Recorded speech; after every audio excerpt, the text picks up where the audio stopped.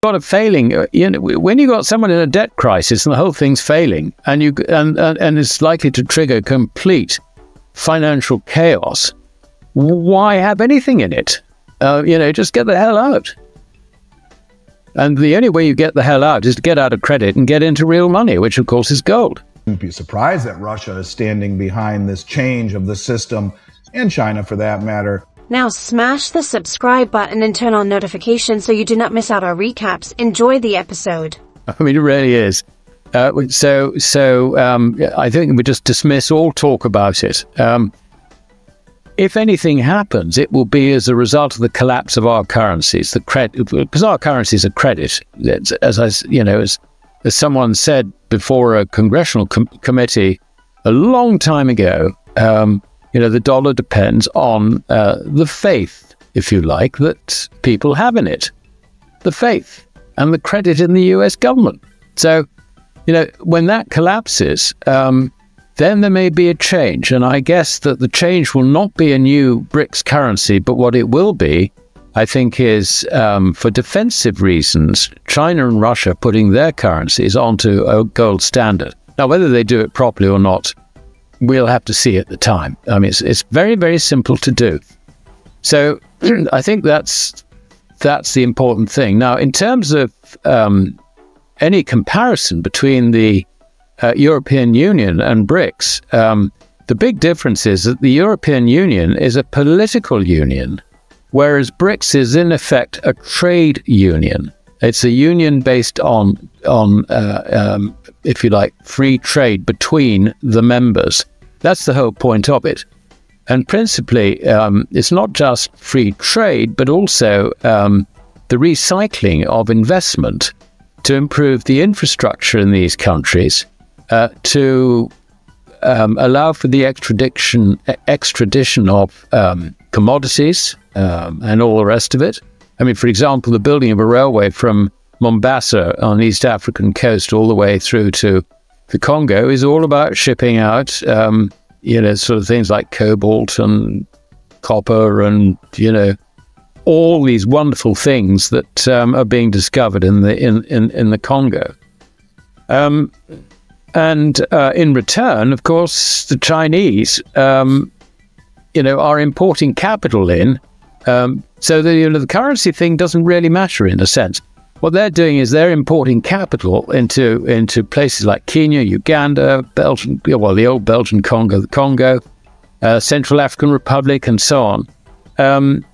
The idea basically being that by improving communications, by opening up the country properly, investing in it, then everybody's going to benefit, including China.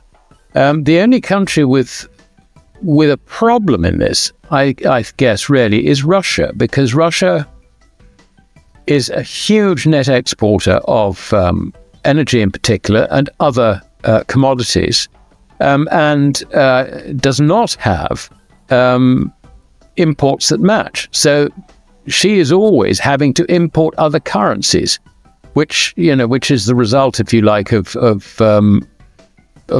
her sales of energy in particular. So she's up to her neck in Indian rupees, for example. Now, that's not a very happy situation for Russia.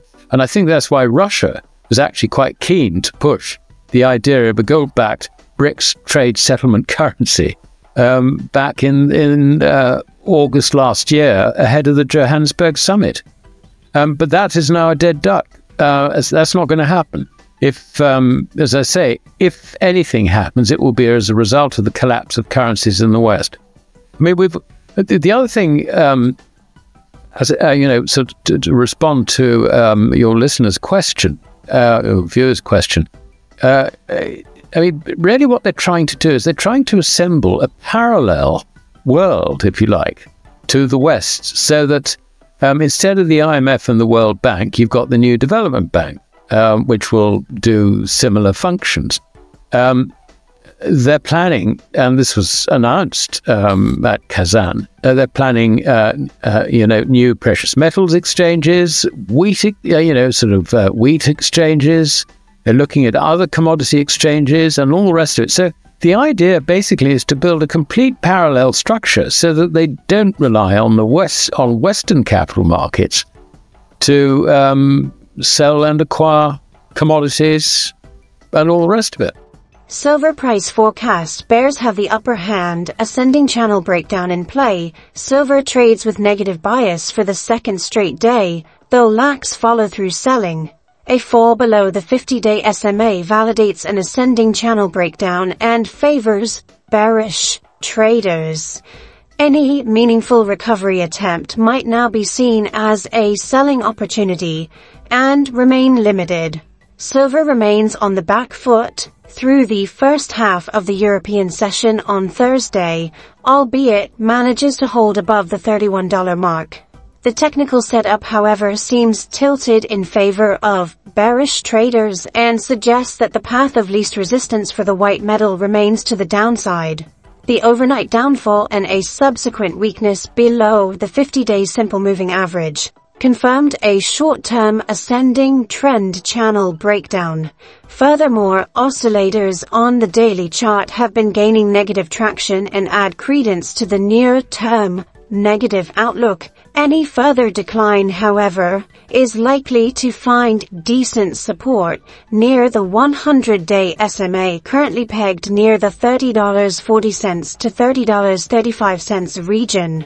On the flip side, the 50-day SMA support breakpoint around the $31.35 area now seems to act as an immediate hurdle.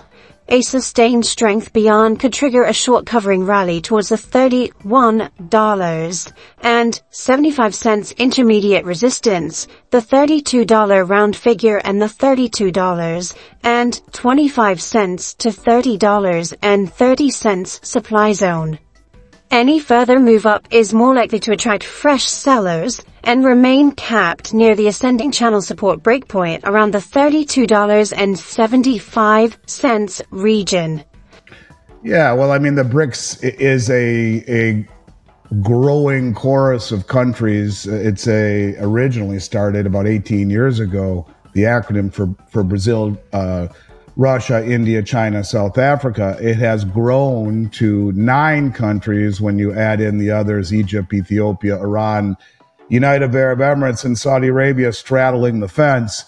And the meeting that we had here in Russia, a lot of things were on the table. Some things are very interesting how they played out, but some of the things that people were expecting was again some form of a common settlement currency, and the BIS kind of put a knife into that, which I think we'll talk about in a little bit. But some things came out of the BRICS meeting in terms of, look, we're seeing, I don't know, as many as 40 countries have informally applied to the meeting, or to the fold, rather, thrown their hat into the ring, with, I don't know, 20, 25 that have formally applied and up to 40 that have expressed interest. And this is a trend that is growing, but one that will, I think, be met with a lot of challenges. And, you know, the big pushback that a lot of people have with this group is trust. Who's going to trust who? These countries are very much, in many ways, opposed on certain narratives. Is the conventional wisdom, and I think that, at least on the onset, what struck me was what they're trying to show is unity, strength through unity. And I'll just say that in 2 examples that stuck out to me, they made a very big deal about showing how Modi from India and Xi Jinping from China met on the sidelines to agree on issues regarding their border in Kashmir, that it was very friendly, that they are moving towards common goals and peace through unity.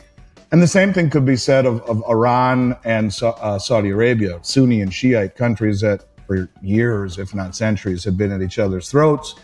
China brokered a peace deal between them last year, and lo and behold, talk of building embassies in each other's countries, and it was announced that they're going to have a joint naval exercise. So Look, I think we'll get into what happened there, but what they're trying to show the world is that this is a new way of multipolarity where it is not about coercion, but rather cooperation. And they're really trying to make, I think, an effort to show that, which is a good thing, of course. But in essence, what BRICS is to me, Jay, is a group of countries that are pushing back against the Western hegemony, pushing back against the ability of the West to make rules and to impose sanctions. And at the Don't forget to hit that like button. It really helps out the channel.